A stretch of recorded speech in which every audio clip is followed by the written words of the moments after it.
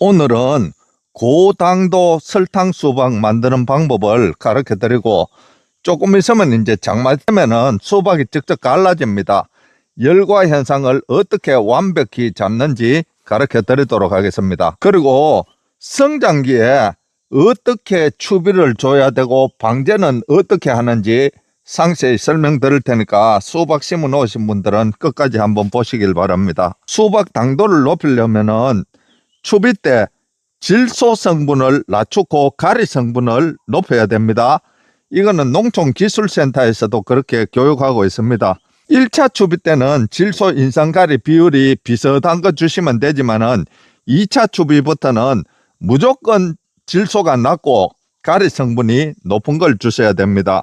그래야 수박 당도가 올라가는 거예요. 참고에 비로 보여드리면서 설명을 드리도록 하겠습니다. 자, 여기 참고인데 복합비로 이런 거는 21-6-7 또 21-17-17 이런 거 있어요. 그런 거는 1차 추비에 주시면 좋습니다. 이거는 뭐냐면 고구마 전용 비료인데, 고구마 전용 비료가 차라리 2차, 3차에 주는 게 나아요. 이거는 질소 인산가리가 7:7:18이잖아요. 요런 거 주시면 돼요. 그리고 여기 보면은 인산가리 이게 굉장히 좋습니다. 관조하는 분들도 이거 주시면은 당도가 확 올라갑니다. 이거는 밀가루처럼 그렇게 된 건데, 보세요.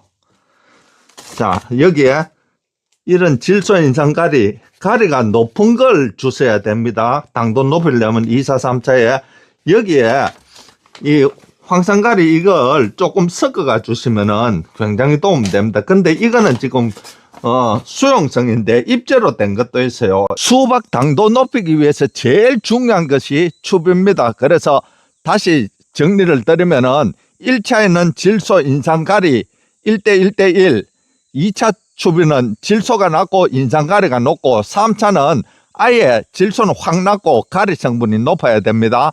그런 추비를 주시길 바랍니다. 그 다음으로 당도가 높기 위해서는 밤낮 일교차가 이 차이가 나야 돼요. 무슨 말이냐 하면은 낮에 잎이 포도당을 열심히 만들어 가지고 이제 수박에 전부 다 밀어 넣거든요, 당도를. 근데 밤에도 온도가 올라가 버리면 어떻게 되느냐 하면은 수박잎이 숨을 쉰다고 일을 해버립니다. 그러면은 수박 안에 들어가 있는 이 포도당 당이 밤에 나가버리는 거예요. 이거는 우리가 어떻게 할 수 있는 방법이 없지만은 여러분들에게 말씀드립니다. 그래서 하우스 하시는 분들은 조절이 가능하니까 그 조절하시길 바랍니다.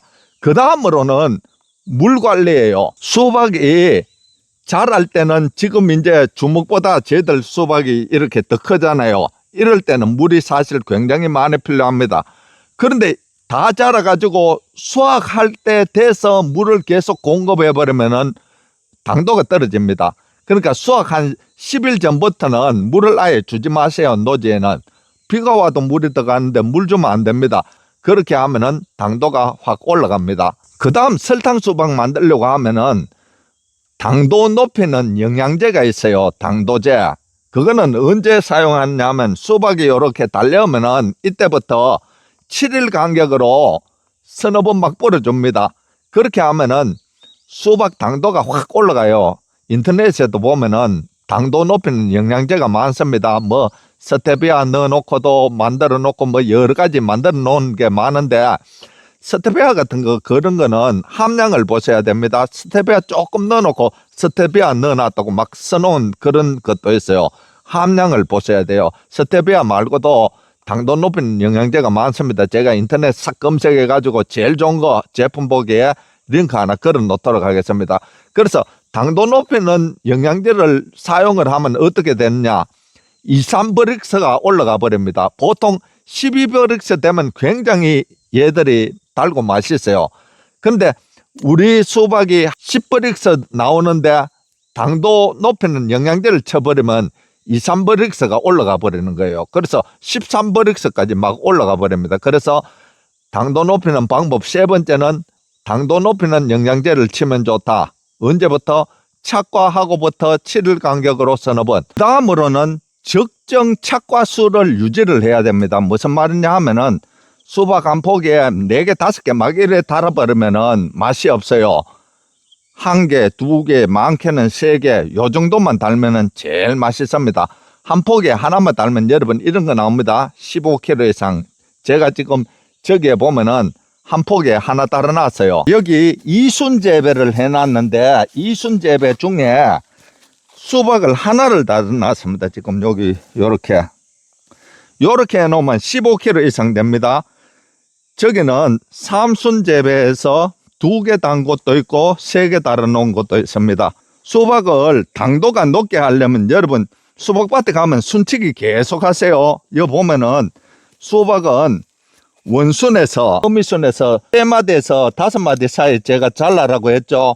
그리고 아들순 2개나 3개 키워도 되고 어미순 하나에 아들순 2개 키워도 되고 그렇게 하는데 중요한 것은 손자순은 키우면 안 됩니다.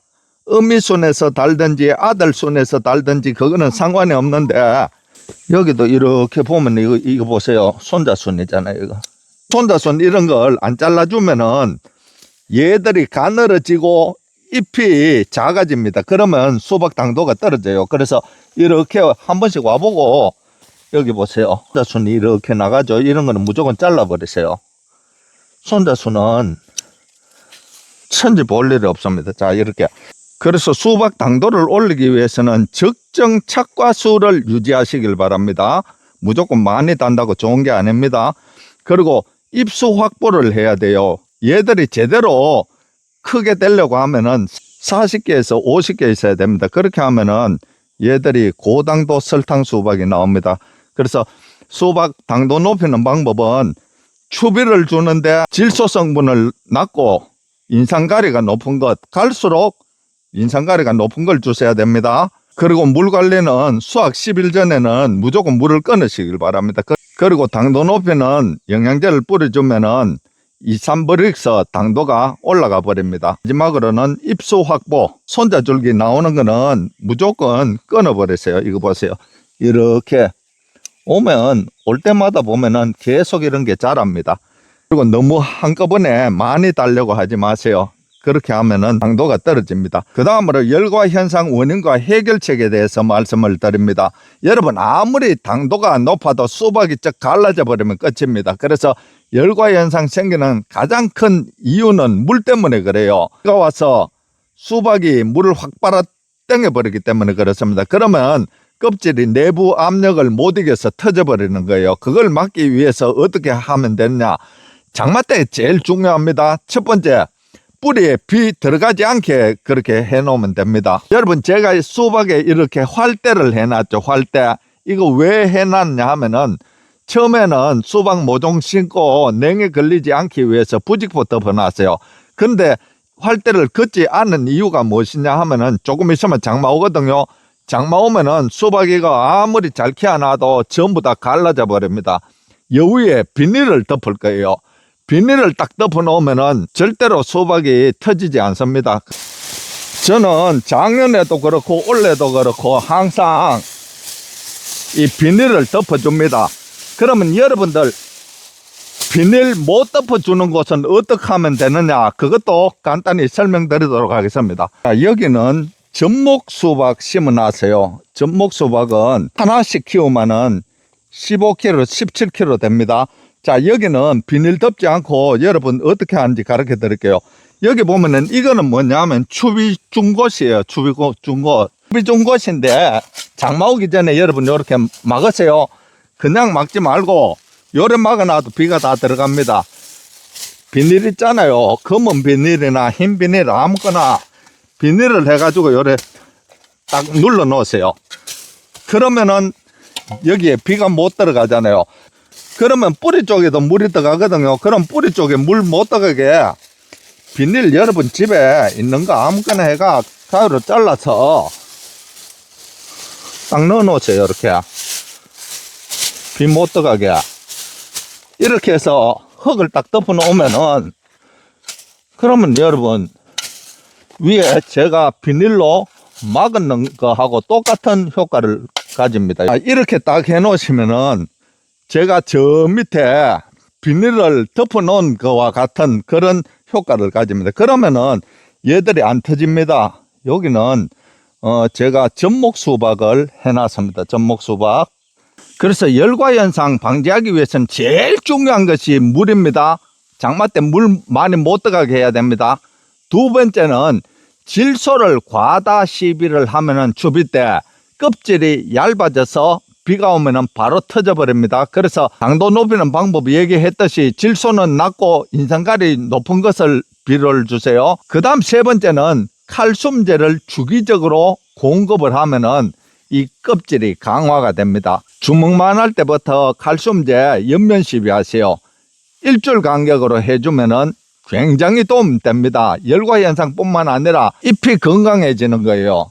그렇게 하면은 결국 당도가 올라갑니다. 칼슘제는 여러분 어디든지 다 사용이 됩니다. 칼슘제가 뿌리는 칼슘제가 있고 연면 시비하는 칼슘제가 있어요. 칼슘은 무기태 칼슘이 있고 유기태 칼슘이 있어요. 제가 칼슘 여러분 강의하려고 하면은 30분 1시간 할 수가 있습니다. 유기태 칼슘은 해조 추출물, 아미노산, 구연산, 젖산 이런 게 원료예요. 근데 무기태 칼슘은 광석, 화학 원료 이런 데서 만듭니다. 근데 이거 두 개 다 좋은데 밑에 이렇게 뿌리는 거 있죠. 잎재로 뿌리는 칼슘은 주로 무기태 칼슘으로 만듭니다. 근데 유기태 칼슘은 이렇게 연면 시비하고 관조하는 데 사용합니다. 유기태 칼슘 중에도 킬레이터 처리한 것은 굉장히 흡수 이동이 좋아요. 킬레이터 처리가 뭐냐 하면은 사람으로 말하면 내 혼자 이렇게 어린아이가 이렇게 걸어가는 거는 일반 칼슘이고 여기에 보호막을 딱 입히가 걸어가는 거는 킬레이터 칼슘입니다.